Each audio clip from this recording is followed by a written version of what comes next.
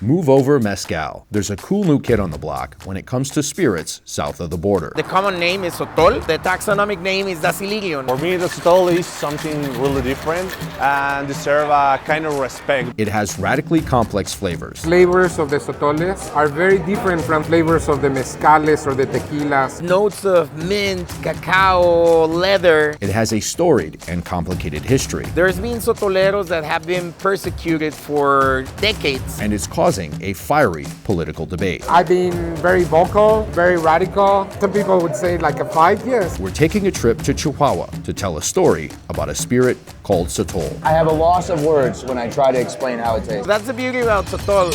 It's a form of art made by nature.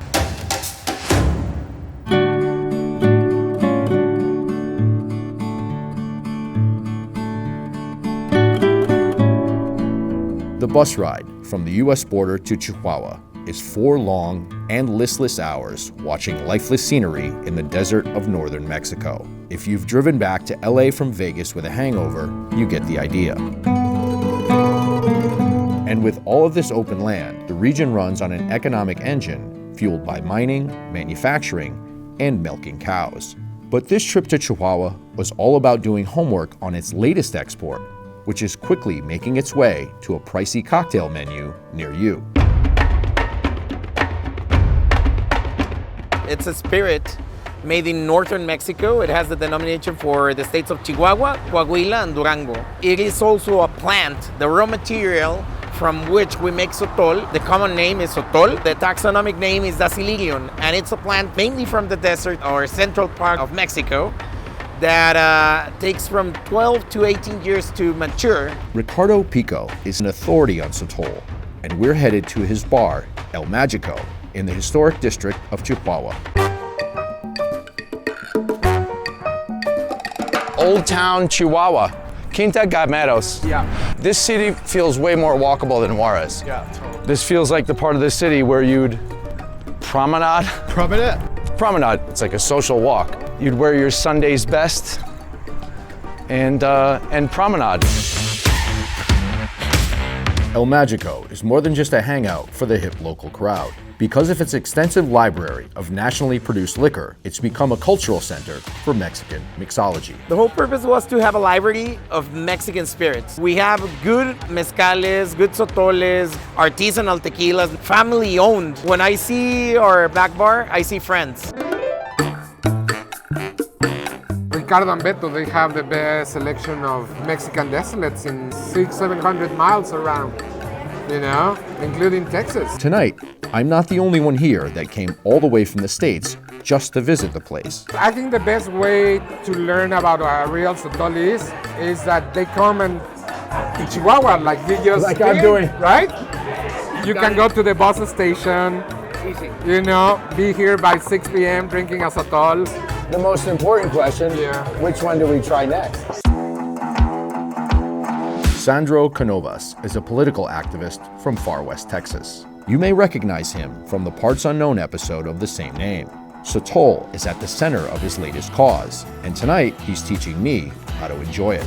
Wow, They're probably flavors that you've never experienced that before. you've never tried, and that's what everybody says. You know? I have a loss of words when I try to explain how it tastes. What you're tasting when you're trying a Sotol is all those layers, all those memories collected throughout 15 years of the lifetime of the plant. The plant is very transparent. Where it grows and what it grows around, it will reflect. They're so complex on their flavors and the aromas that they will overwhelm your taste buds. It's a plant that survives in the worst conditions, and still it gives you all that stress that is inside the plant. It turns it into a beautiful spirit.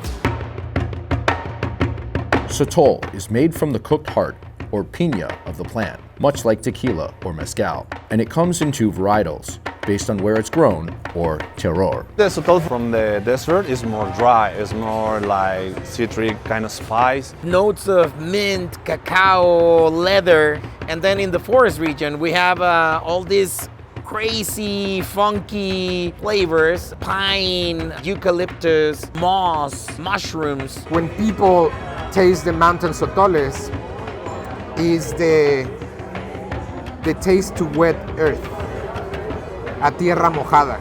It's botanical like a lot of good gin.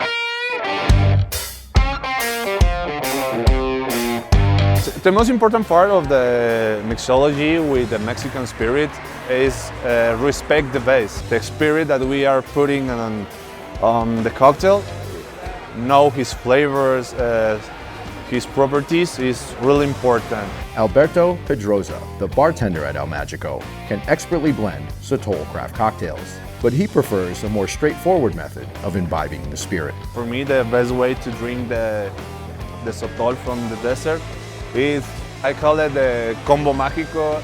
It's a good beer and the Sotol, and that's it. Sotol is just now becoming a buzzword when it comes to getting buzzed, but for years, the Mexican government compared it to moonshine and deemed it illegal, partly due to pressure from the tequila industry, who wanted to hoard all of the market share. There's been sotoleros that have been persecuted for decades.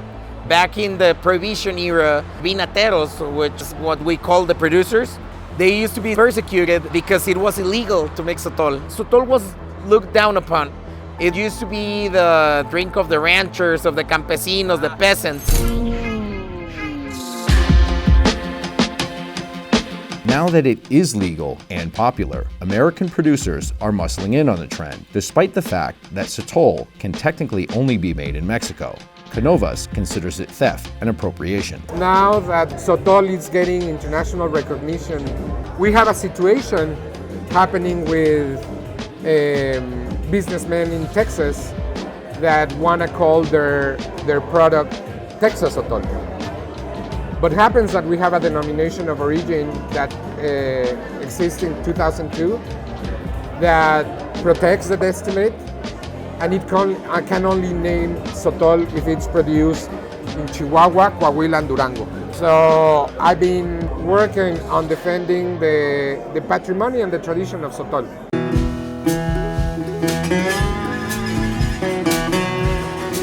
Everyone's a little more conscious on what they're drinking. Where is it made? How is it made? So that's the beauty about Sotol. It's a form of art made by nature. You put that in the hands of a traditional Sotol maker that will use the knowledge from his grandfather, the passion and the pride they put into making Sotol. I think that's a legacy. And while we're enjoying these wonderful beverages, we're also putting shoes on their grandkids. We're also bringing food to their tables. So I think it's a more sustainable, more human way to imbibe.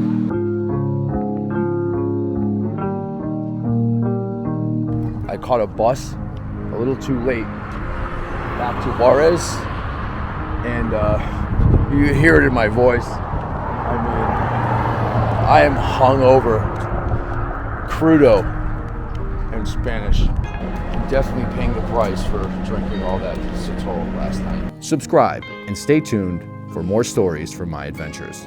So I'm back in Juarez. I'm at the border about to cross over. That bus ride really sucked, just FYI. It's super hot, many stops. I caused me to miss my flight back home today, so I booked another flight for tomorrow. ¿Es la entrada de Estados Unidos? Okay, gracias. So, ¿dónde está la línea? Okay. Gracias. My hangover from all the Sotol last night has subsided to a degree. I don't feel like I'm gonna vomit anymore, so, well, that's good. That is a welcome sight.